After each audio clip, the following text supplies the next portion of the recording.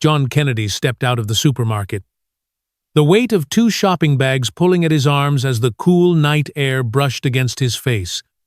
Sharp and crisp, a gentle breeze stirred the trees lining the parking lot, their leaves whispering secrets to the darkness, and he adjusted the collar of his coat, his eyes instinctively scanning the surroundings. It was a habit forged through years in the public eye. A senator's life demanded vigilance.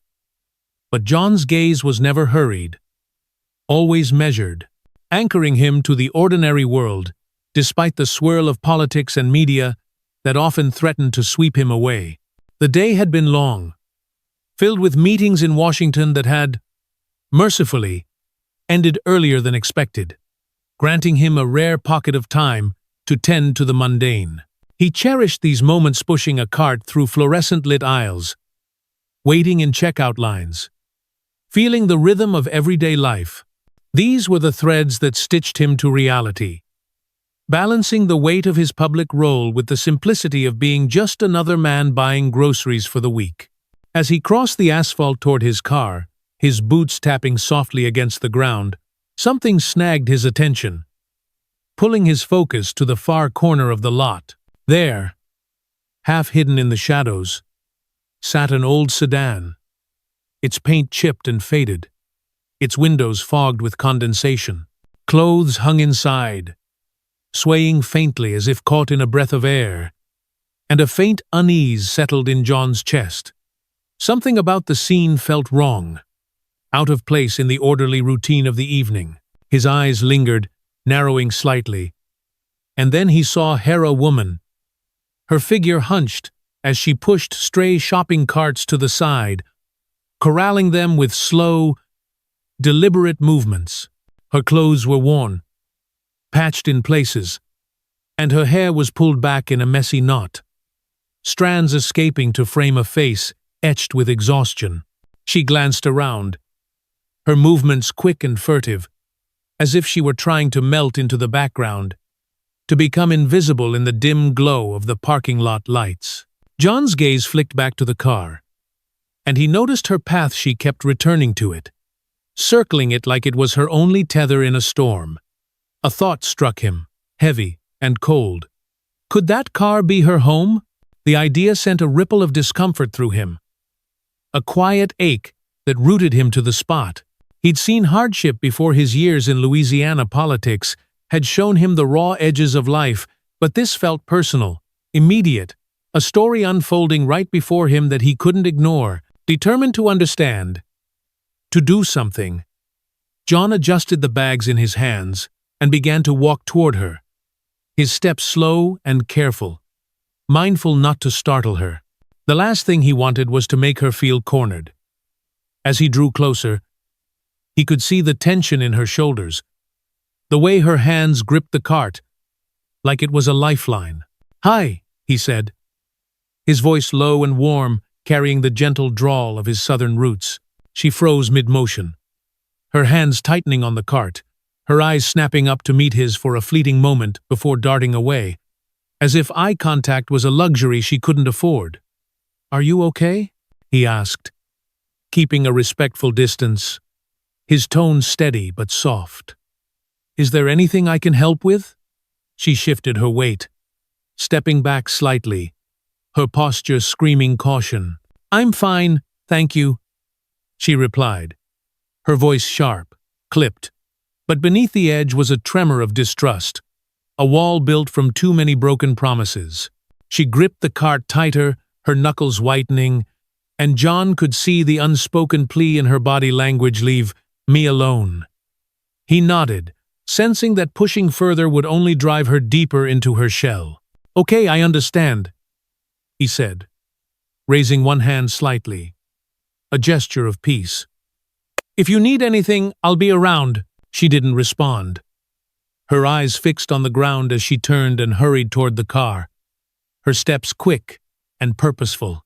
John watched as she reached the sedan, opened the driver's door, and slipped inside, the door closing with a soft thud that echoed in the stillness of the lot. He stood there for a moment, the weight of the encounter settling over him, and then, through the fogged window, he saw Ita faint movement, the silhouette of a small baby shifting in her arms. His breath caught, his chest tightening, as the reality of the situation sank in. A mother and child, living in a car, surrounded by the cold indifference of the night. The image burned into his mind, sharp and unyielding, and he knew he couldn't just walk away. Something about this woman, this child, called to him, a quiet but insistent pull that stirred something deep within. He adjusted the bags in his hands, his mind racing, and began to walk back to his car. But the scene stayed with him, vivid and inescapable. As he reached his vehicle, he cast one last glance toward the corner of the lot, the sedan's outline barely visible in the dim light. The baby's silhouette lingered in his thoughts, a fragile shadow against the fogged glass. He slid into the driver's seat, closing his eyes for a moment, letting the weight of what he'd witnessed settle into his bones. His hands rested on the steering wheel, the leather cool beneath his palms, and as he started the engine, one thing was certain.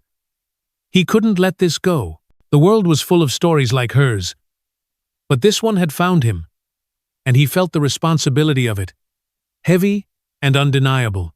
The next morning, John woke with the image of the woman and her child still vivid in his mind. The previous night had haunted him, replaying in quiet moments the tension in her shoulders, the fogged windows, the faint cry he hadn't heard but could imagine.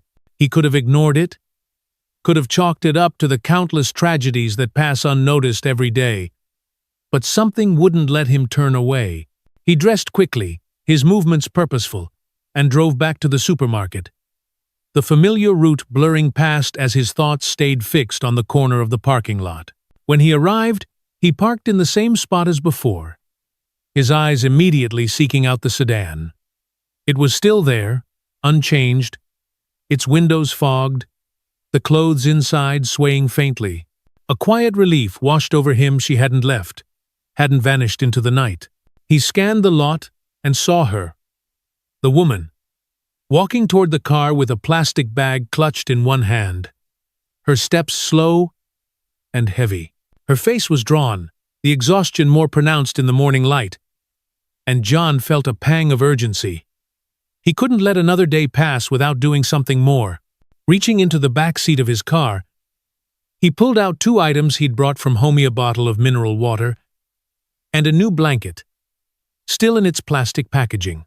He'd chosen them carefully, wanting something practical but unobtrusive, something that wouldn't make her feel exposed or judged. Holding the items, he walked toward the sedan, his steps measured, his heart pounding with the weight of what he was about to do. He didn't want to scare her, didn't want to overstep, but he couldn't stand by and do nothing. When he reached the car, she was already inside. The door closed, the bag she'd been carrying tucked into the back seat. He hesitated for a moment, then placed the water and blanket on the hood, positioning them carefully so they were clearly visible but not intrusive. He stepped back, retreating to his car, and settled into the driver's seat to watch from a distance. Minutes passed, the lot quiet except for the occasional hum of a passing car. Then, the sedan's door creaked open, and she stepped out, her movements cautious, her eyes locked on the items, narrowing slightly as she scanned the lot, searching for the person who'd left them. John stayed still, his breath shallow, not wanting to draw attention. She hesitated, her hand hovering over the blanket, as if weighing whether to trust the gesture. Finally, she grabbed the water and blanket, clutching them to her chest, her lips moving as if murmuring something, thanks, perhaps, or a quiet question to the empty air. She hurried back into the car, the door shutting with a soft click. And John let out a breath he hadn't realized he'd been holding. A mix of relief and frustration coursed through him. Relief that she'd accepted the items, frustration that it felt so small, so inadequate in the face of her need. He started his car, the engine's hum filling the silence, and drove out of the lot, his mind already turning to what he could do next. The blanket and water were a start, but they weren't enough. He needed to find a way to reach her, to offer help that went beyond a single night's comfort. As he navigated the familiar streets, The image of the woman and her baby stayed with him, a quiet challenge that he couldn't ignore. The following day, John returned to the parking lot, his determination stronger than ever. The sedan was still there, a constant in the shifting rhythm of the lot, and he felt a quiet resolve settle over him. He saw her again, pushing carts as she had before, her face a mask of exhaustion, her movements mechanical. He waited, watching from a distance, letting her finish her task before approaching. When she neared the car, he stepped forward, his heart pounding but his voice steady. "Hi," he said, keeping his tone soft, almost a whisper. She stopped, startled, her body tensing as she turned to face him. "I'm the one who left the water and blanket yesterday," he continued, meeting her gaze. "I hope it didn't make you uncomfortable." Her eyes, weary and guarded, studied him, a flicker of curiosity breaking through the distrust. "You?" she asked, her voice sharp, almost accusatory. "Why?" The question hung between them, heavy with unspoken fears. "I saw you here," John said, shrugging slightly, his hands in his pockets to seem less imposing. "I thought you might need them, that's all. I don't want to invade your space." She stayed silent for a moment, her grip on the cart loosening slightly, and then she spoke, her voice softer, but still cautious. "Thank you for the water and blanket." The words were careful, each one weighed with the fear of revealing too much, but they were a crack in her armor, a small opening John knew he had to respect. He nodded, his expression gentle. "If you need anything else, I'll be around." He was about to turn away when a sound stopped him. A faint, muffled cry from inside the car. The unmistakable sound of a baby. His heart clenched, and he glanced at her, careful not to pry. The sound seemed to unsettle her. She hurried to the car, opening the door and scooping the baby into her arms, rocking her gently. John hesitated, then took a chance. "Do you need anything for her?" he asked, his voice steady but filled with concern. "Formula? Diapers? Anything she might need?" Her first instinct was to refuse. He could see it in the way her shoulders stiffened, but then something shifted, a fleeting vulnerability in her eyes. I need milk," she said, her voice so soft it was nearly swallowed by the breeze. John nodded, a quiet triumph blooming in his chest. "Wait here," he said. "I'll be back in a few minutes." He turned and headed to the supermarket, his steps quick but purposeful, his mind focused on the task. When he returned, he carried a bag filled with powdered milk, diapers, and a pack of wipe-simple things. But he hoped they'd make a difference. She was still by the car, the baby now quiet in her arms, and when he handed her the bag, she took it with trembling hands, murmuring a thank you so soft it barely reached him. She held the items carefully, as if they were fragile, precious, and John felt a surge of hope. As she adjusted the baby, tucking her into the car, John stood nearby, his presence steady but unobtrusive. "I know it's none of my business," he said, his voice gentle, "but if you need anything else, I'm here." She hesitated, her eyes flickering to his, and then she spoke, her voice barely above a whisper. They weren't supposed to be like this." The words were raw, heavy with pain, and John felt them settle into him, a glimpse into a story far deeper than he'd imagined. He knew then that this was just the beginning, that her story and her daughter's was about to change his life in ways he couldn't yet predict. He nodded, meeting her gaze with quiet resolve. "I'm here," he said simply, and in that moment, he made a silent promise to her child, and to himself that he would see this through, no matter what it took. John Kenedy drove away from the supermarket parking lot, the hum of his car's engine a steady backdrop to the thoughts swirling in his mind. The image of the woman Sarah, as he would soon learn, and her baby, Lily, lingered like a photograph etched in his memory. the fogged windows of the old sedan, the faint cry of the child, Sarah's whispered words. Things. They weren't supposed to be like this. All of it weighed on him, heavy and unyielding. He'd done something, left milk, diapers, a blanket, but it felt like a drop in an ocean of need.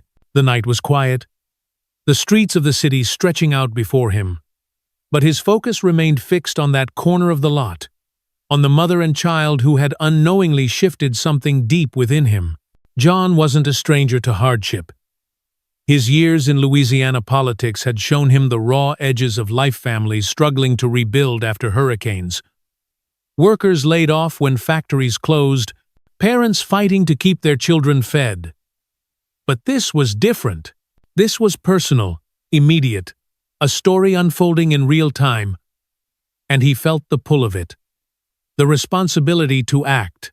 As he navigated the familiar roads, his hands steady on the wheel, he knew he couldn't let it end with a bag of supplies. He had to find a way to reach her, to offer help that went beyond a single moment of relief. The question was how to bridge the gap between her distrust and his desire to make a difference. How to offer aid without stripping away her dignity. By the time he reached home, the stars were bright against the dark sky, and a plan was beginning to form. He would return to the parking lot, not just to check on her, but to build a connection, however small, that might open the door to something more. Sleep came fitfully that night, the image of Sarah and Lily weaving through his dreams. And when morning broke, John was already up, his resolve stronger than ever. He dressed quickly, choosing a simple jacket and jeans to blend into the everyday rhythm of the supermarket lot, and grabbed a few more items from his pantry: another bottle of water, a pack of baby wipes, a small toy rattle he'd found tucked away in a drawer. They were modest offerings, but he hoped they'd signal his sincerity, his commitment to being there. As he drove back to the lot, the morning sun cast long shadows across the asphalt, and his heart pounded with a mix of anticipation and uncertainty. Would she still be there? Would she push him away again? When he pulled into the lot, his eyes immediately sought out the sedan. It was still there, unchanged, its windows fogged, the clothes inside swaying faintly. A quiet relief washed over him. She hadn't vanished into the night. He parked a short distance away, giving her space, and scanned the lot. There she was, near the store's entrance, pushing carts again, her movements slow and mechanical, her face drawn with the same exhaustion he'd seen before. He waited, watching from his car, letting her finish her task. She moved with a kind of quiet determination, as if each cart she corralled was a small victory against the chaos of her life. When she finally headed back toward the sedan, John stepped out, the items tucked under his arm, and approached slowly, his steps deliberate. "Hi," he said, his voice soft, carrying the same warmth he'd used before. She stopped, startled, her body tensing as she turned to face him. Her eyes, weary and guarded, flickered with recognition, and for a moment, he thought she might bolt. "It's me again," he continued, offering a small smile. "I left the water and blanket, the milk yesterday. I hope it helped." Her grip on the cart loosened slightly, and a flicker of curiosity broke through her distrust. "You?" she asked, her voice quieter this time, though still edged with caution. "Why do you keep coming back?" The question hung between them, raw and searching, and John felt the weight of it. He shrugged, keeping his posture relaxed, his hands visible to show he meant no harm. "I saw you here, saw your little one," he said. "I couldn't just walk away. I don't want to make you uncomfortable, but I'd like to help if you'll let me." She studied him, her eyes narrowing slightly, as if searching for an ulterior motive. The silence stretched, heavy with unspoken fears. And then she spoke, her voice barely above a whisper. "Thank you for the things yesterday. They helped." The words were cautious, each one measured, but they were a crack in her armor, a small step toward trust. John nodded, his expression gentle. "I brought a few more things," he said, holding up the bag. "Just some water, wipes, a little toy for her. No pressure." He set the bag on the ground a few feet away, giving her space to decide. She hesitated, her eyes flickering to the bag, then back to him. Slowly, she stepped forward, picked it up, and peered inside. Her fingers brushed the rattle, and for a moment, a faint softness crossed her face, quickly replaced by her usual wariness. "You don't have to do this," she said, her voice low, almost a challenge. "I know," John replied, meeting her gaze, "but I want to. Sometimes we all need a hand, and there's no shame in that." She didn't respond, but her posture relaxed slightly, and John sensed an opening. He took a small risk. "Can I ask your name?" he said, keeping his tone light, unintrusive. She looked at him, her lips parting as if to refuse, then closed again.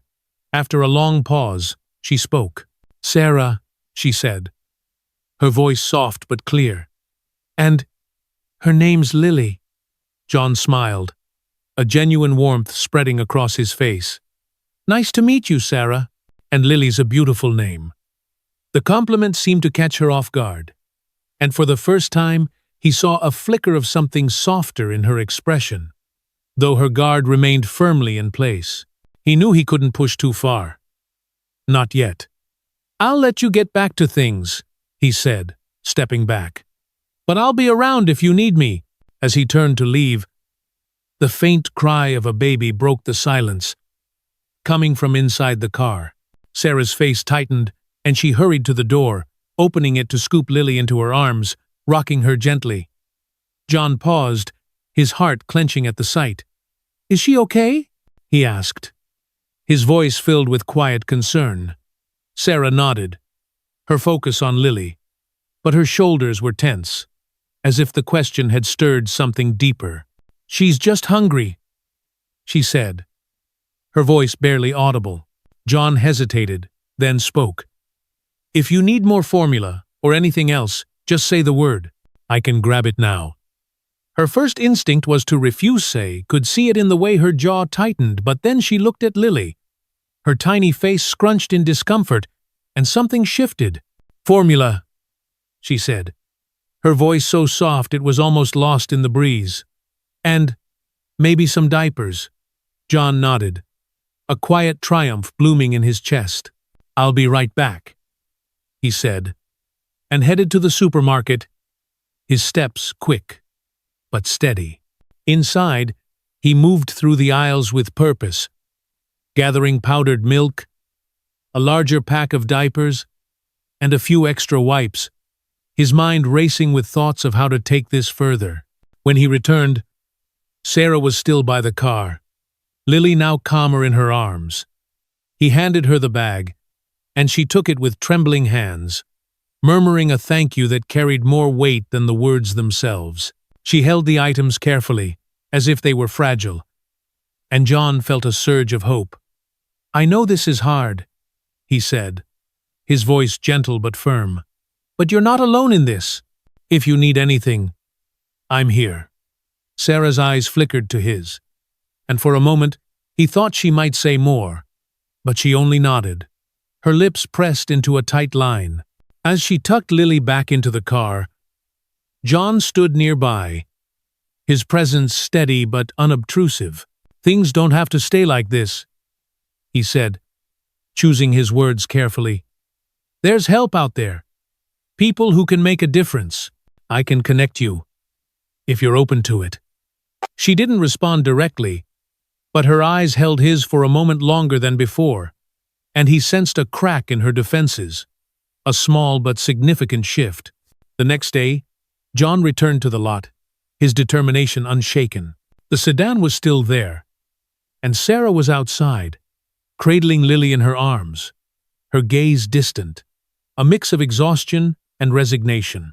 He approached carefully, his hands empty this time, wanting to focus on connection rather than gifts.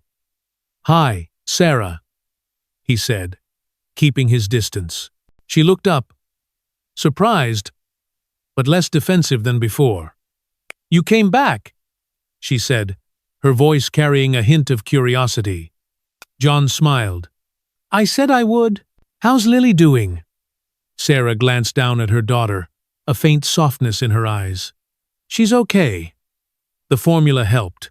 The words were simple, but they felt like progress, a bridge between them.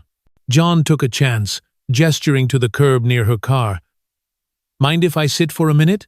She hesitated, then nodded, and he lowered himself to the curb, resting his arms on his knees, letting a comfortable silence settle. After a moment, he spoke, his voice gentle. "You don't have to share anything you're not ready to, but I'm here to listen, if you want to talk." Sarah stayed silent, her eyes fixed on Lily, but her posture softened, and John sensed she was weighing his words. Finally, she spoke, her voice low, almost a whisper. "It wasn't always like this," she said. "I had a life, a home, until it all fell apart." John nodded, giving her space to continue. She took a deep breath, her words coming slowly at first, then gaining strength. "My husband Tom died in a car accident. It was sudden, just a normal night, and then he was gone. The police said he didn't suffer, but that didn't make it easier. After that, everything unraveled." Her voice trembled, and she paused, wiping away a tear. "The life insurance barely covered the funeral. Bills piled up. And Tom's parents. They said I wasn't fit to raise Lily. They tried to take her from me." John's brow furrowed, a quiet anger stirring at the thought. "They tried to take your daughter?" Sarah nodded, her jaw tightening. "They filed for custody, said I was too unstable. Maybe I was. For a while, I was grieving, drowning in debt. But I'd never let anyone take Lily. I couldn't afford a lawyer, so when it looked like they might win, I packed what I could, took my savings, and left. I thought I'd find a job, start over. But it's been harder than I imagined." Her words poured out now, raw and unfiltered. And John listened, his heart heavy with the weight of her story. She told him about the job she'd found at a diner, the harassment from a customer that led to her firing, the eviction that followed, and the slow descent into living in her car. "I've been surviving," she said, her voice breaking. "Pushing carts, picking up odd jobs, trying to keep Lily safe. But I'm so tired, and I know she deserves better." John leaned forward, his elbows on his knees, his voice steady but filled with empathy. "Sarah, you're fighting a battle most people couldn't handle. You're doing everything you can for Lily, and that's more than enough." She looked at him, disbelief flickering in her eyes. "But I should be doing more. I should have figured this out." "You're trying," John said, his tone firm but kind. "That's what matters. And you don't have to do it alone." Sarah stayed silent, her eyes glistening with unshed tears. And John knew he'd reached her, even if just a little.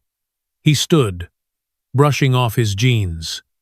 "I have an idea," he said. "There's a motel not far from here. I can get you and Lily a room for the night. Somewhere safe, warm, no strings attached. Just a chance to rest."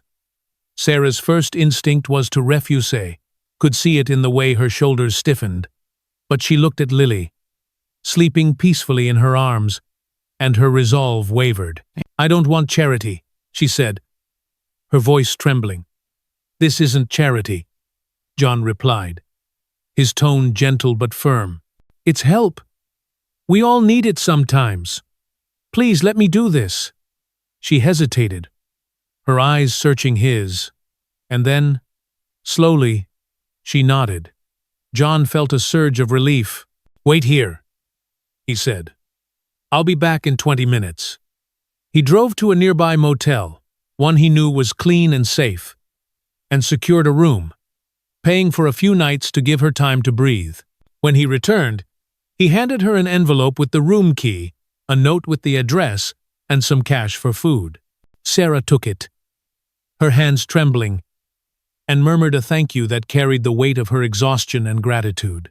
"I'll drive behind you to make sure you get there," John said, and she nodded, climbing into her car with Lily. The motel was simple, but to Sarah, it was a sanctuary: a soft bed, clean sheets, a private bathroom with warm water. She laid Lily on the bed, tucking her in carefully, and for the first time in weeks, the baby slept deeply, free from the cold and noise of the car. Sarah sat on the edge of the bed, her eyes welling with tears as the reality of the moment sank in. It was the first time in months she felt a glimmer of safety, a whisper of hope. She glanced at the note John had included, his handwriting steady and clear. "You're not alone. We'll figure this out together." Outside, John sat in his car, watching the motel's lights glow against the night. He knew a room was only a start, a temporary reprieve. Sarah and Lily needed more stability, opportunity, a chance to rebuild. His mind raced with possibilities, connections he could leverage, resources he could tap. He picked up his phone, dialing a friend who worked with a local community center, his voice low but determined. "I need your help," he said. "There's a woman and her baby who need a lifeline." As he spoke, laying out the situation, he felt a clarity he hadn't known before. This wasn't just about helping Sarah, it was about using his position, his influence, to make a real difference. Inside the motel room, Sarah lay down beside Lily, the mattress soft beneath her aching body. Exhaustion pulled at her, but before sleep claimed her, she whispered to herself, "Maybe this is a beginning." Outside, John finished his call, a determined smile crossing his face. He knew the next steps would be crucial, that he was just beginning a mission to give Sarah and Lily the life they deserved, and he was ready to see it through. John Kenedy woke early, the dawn light filtering through his curtains as he lay in bed, his mind already fixed on Sarah and Lily. The past few days had changed him, their story. Their resilience had ignited a purpose he hadn't felt in years. He'd given them a motel room, a temporary refuge, but he knew it was only a stepping stone. Sarah needed stability, a real chance to rebuild, and John was determined to make that happen. He dressed quickly, grabbed his phone, and began making calls, his voice steady but urgent as he reached out to contacts who could help. His first stop was a community center he'd supported in the past, a place known for lifting families out of crisis. Meeting with the director, he laid out Sarah's situation or loss, her fight to keep Lily, the car that had become their home. "She needs housing, support, maybe a job," he said. "She's a fighter, but she's trapped." The director nodded, promising to arrange temporary housing and connect Sarah with social workers. John made a generous donation, ensuring the center could help others too. But his focus stayed on Sarah. By afternoon, he was back at the motel, carrying bags of clothes for Sarah and Lily, along with a hygiene kit. Sarah opened the door, her eyes weary but softer, and invited him in. Lily played with the rattle he'd given her, her tiny giggles filling the room. John sat, explaining the plan. "I've found a place for you to stay, a safe spot with support. They can help with job leads too." Sarah blinked, overwhelmed. "Why are you doing this?" she asked, her voice trembling. "Because you deserve a chance," John replied, "and I can help, so I will." At the community center, Sarah was shown a small room with a bed and crib. Simple but welcoming. Tears welled in her eyes as she settled Lily in. "I don't know how to repay you," she said. John smiled. "Just focus on you and Lily. That's enough." Weeks later, Sarah started a part-time job as a receptionist, her confidence growing with each day. John visited, offering encouragement. One evening, over coffee, Sarah shared her decision to let Tom's parents see Lily on her terms. "You're strong for that," John said. She smiled, a spark of determination in her eyes. One day, I'll help others, like you helped me. John nodded, moved by her resolve. That night, as he drove home, the starry sky above, he felt a deep gratitude. Sarah had changed his life as much as he'd changed hers. In their new room, Sarah tucked Lily into her crib, whispering, "We're going to be okay." Her story wasn't over, but the next chapter brimmed with hope. Proof that even in the darkest moments, kindness could light the way.